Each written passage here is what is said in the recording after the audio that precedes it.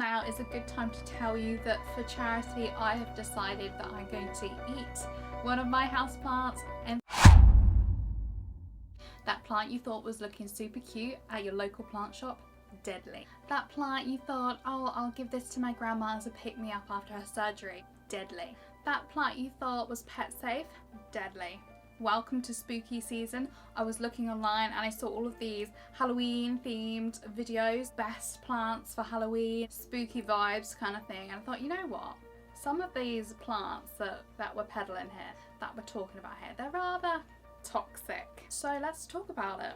Also, I'm going to be discussing some tales of love, some tragedy. It's going to be a nice little spooky story sesh. If you're new here, hi, my name's Meg. I worked in horticulture for like 4 years now, and I used to work at a grower on the nursery with the plants themselves, get my hands dirty.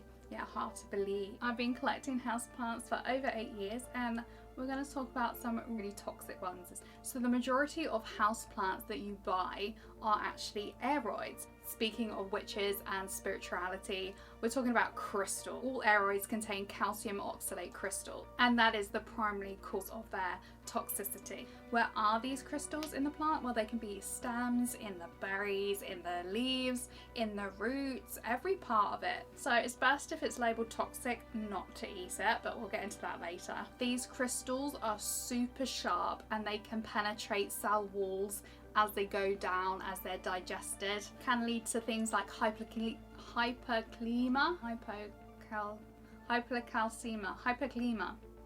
It's basically low calcium. Kidney damage, cellular death, not good. So let's get into it. What plants have you got that are deadly? And I have all of them. No, I don't. I don't have the deadliest one. I'm not doing these in any order at all. I'll let you know the toxicity rating that I've given it. All of these are toxic to humans if eaten in some way. All of these are toxic to pets. I think that's pretty much a given, and young children. So let's begin with the Monstera. This is the Addisonii, depending on how you say it. I say Addisonii, but I know it's wrong.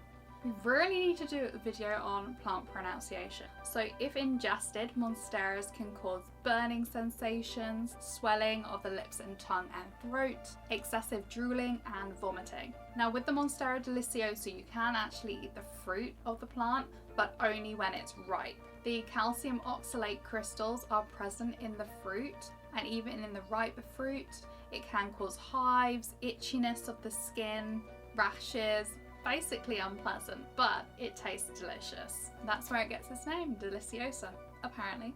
With cats and dogs, it's going to be a lot more severe. It's going to be more of a burning sensation and excessive drooling and vomiting going on, and they might not be able to eat, which then can cause a lot more issues down the line. So I'm going to give the Monsteras a 3 out of 10 for toxicity. They're not too bad, to be honest. If you do have a pet, just make sure it's not munching on the leaves. The next one I'm going to be talking about is the philodendron. This is a white wizard. And these were really sought after in lockdown, but now you can pick them up for relatively cheap and they grow like weeds. They're such fast growers when they get going. And yeah, that's why I haven't potted up yet. It just outgrew its pot so fast. So if I ate this, I don't think it would taste very good. A lot of these have like a very bitter taste.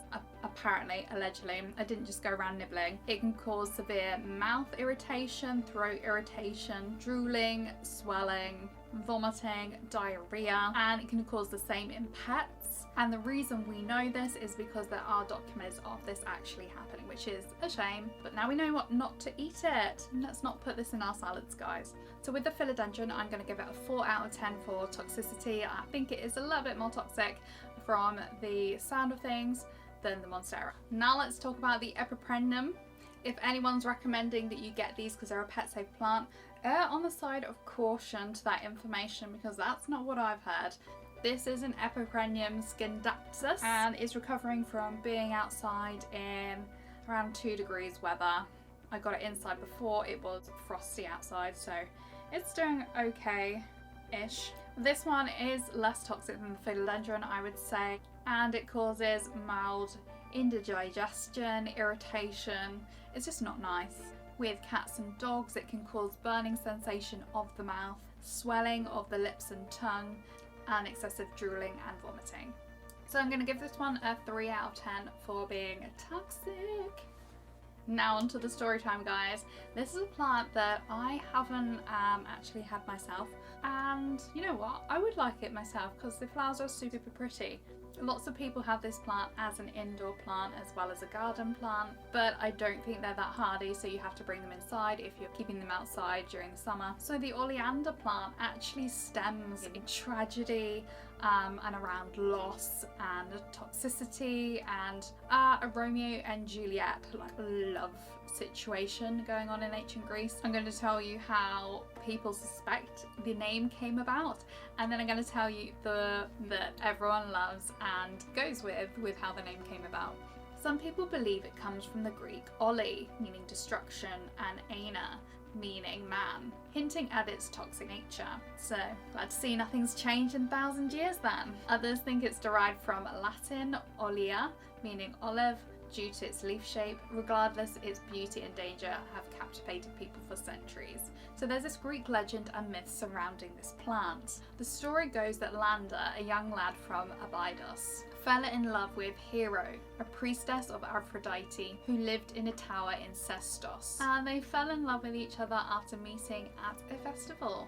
So it was love at first sight pretty much. And the two, well, they couldn't see enough of each other.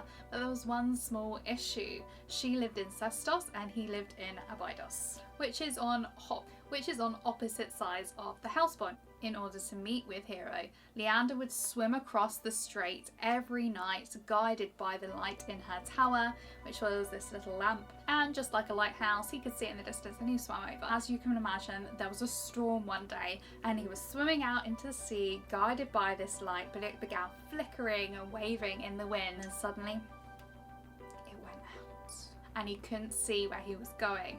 And unfortunately, he drowned beneath the waves. According to legend, when Hero then found the body later while walking along the beach, according to legend, when Hero found his washed up body on the beach, she noticed he was still clutching an oleander flower, what we now know as oleander, and she walks along the shore calling out "Olander, Olander, Olander" in despair.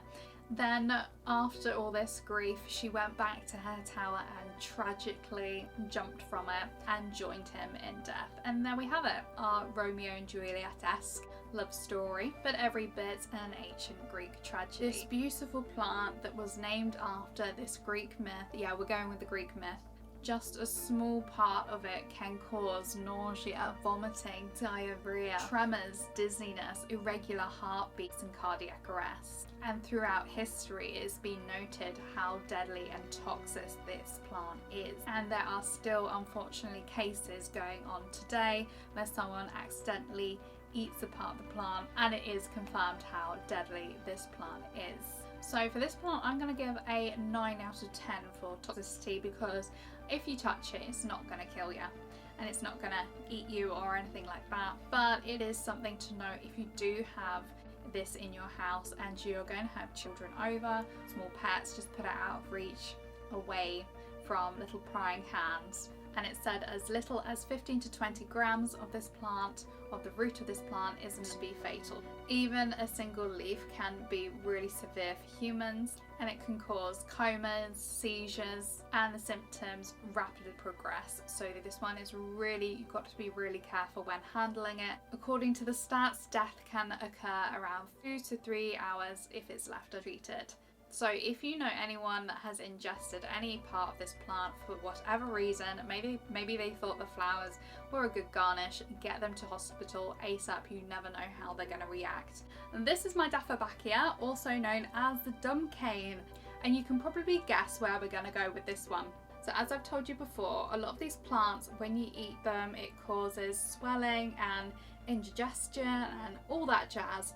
So what do you think this plant will do if you ate it? That's right, it's going to swell up your mouth and yeah, basically stop you from speaking. The side effects include intense burning sensations, swelling of the mouth, difficulty speaking and swallowing, and excessive salivation. Ingesting this plant, because of these side effects and because of the swelling that it has around esophagus and your airways and all that jazz, it can kill small pets and children. So I've heard a few tales about how this plant got its name, but one of them was, I don't like it particularly, and I know it's told by a lot of guys especially as like a joke, but allegedly it was used to keep women quiet, and if your wife was speaking too much or just saying nasty things, getting on your nerves, being a right nag, you can feed her this and will shut her right up. I don't really like that version though, and normally that version is meant to be a humorous way of saying this, but I don't know, guys. I don't know if any of this situation with this plant humorous, because there are other origins of why this plant is called dumb cane, and that comes from the Caribbean.